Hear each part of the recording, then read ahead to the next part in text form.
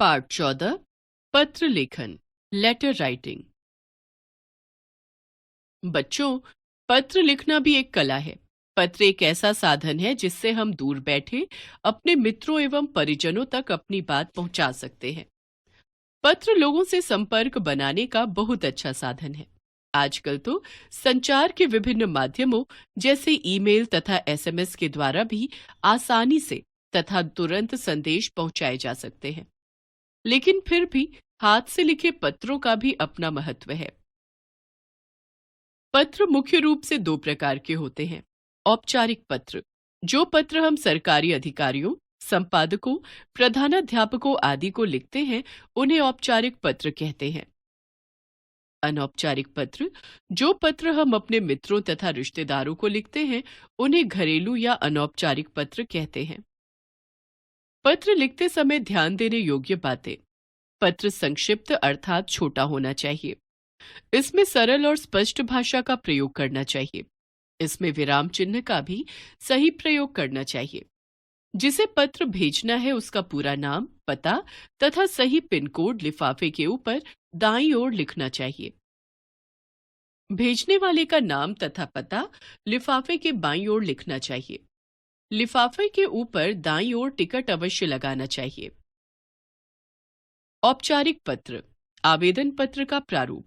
प्रधानाचार्य महोदय या प्रधानाचार्य महोदया, विद्यालय का नाम व पता, दिनांक, विषय, महोदय या महोदया, पहला अनुच्छेद भूमिका, दूसरा अनुच्छेद विषय विस्तार, तीसरा अनुच्छेद समापन, आपका आज्ञाकारी शिष्य या शिष्या, नाम, कक्षा। बीमारी के कारण अवकाश के लिए प्रार्थना पत्र। प्रधानाचार्य महोदय, अबस विद्यालय, यरल नगर, नई दिल्ली, दिनांक 10 जुलाई 2022। विषय, 2 दिन के अवकाश हेतु प्रार्थना पत्र। महोदय, सविनय निवेदन है कि मुझे कल दोपहर से तेज बुखार है। डॉक्टर ने मुझे आराम करने की सलाह दी है, अतः मैं अगले 2 दिन तक विद्यालय नहीं आ पाऊंगा।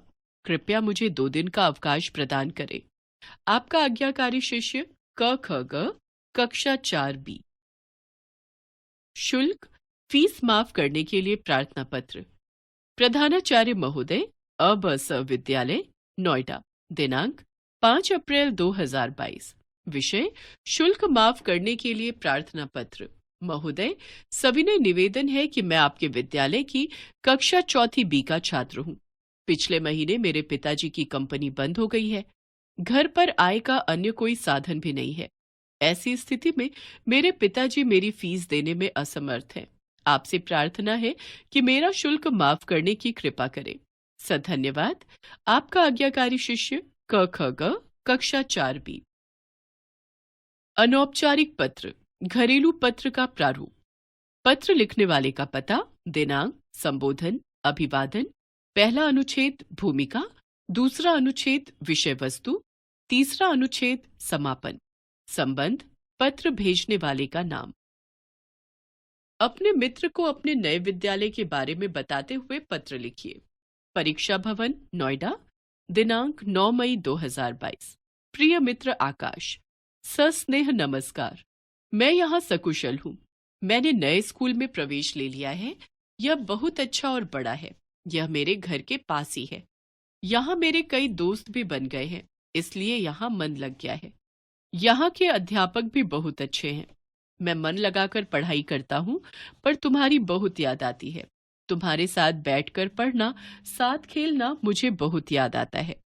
तुमसे जल्दी मिलने आऊंगा। आंटी अंकल को मेरा प्रणाम कहना। तुम्हारा मित्र, क ख ग।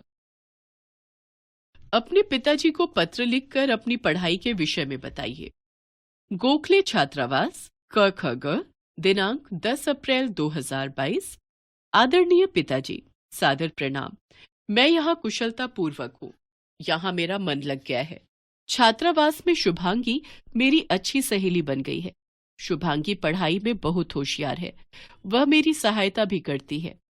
इस बार टेस्ट में मेरे अच्छे अंक आए हैं। गणित और हिंदी में पूरे अंक आए हैं। मैं खूब मन लगाकर पढ़ाई करती हूँ। आप और मम्मी चिंता न करें। मम्मी और दादी को मेरा प्रणाम कहिएगा। आपकी प्रिय बेटी, क ख ग। अपनी बहन को कक्षा में प्रथम आने पर बधाई पत्र लिखिए। अब स नगर, नई दिल्ली, दिनांक 2 अक्टूबर 2022। प्रिय दीदी नमस्कार। हम सब यहाँ सकुशल हैं। अभी पिताजी ने बताया कि आप कक्षा में प्रथम आई हैं। यह जानकर मुझे बहुत खुशी हुई। यह आपकी मेहनत का फल है।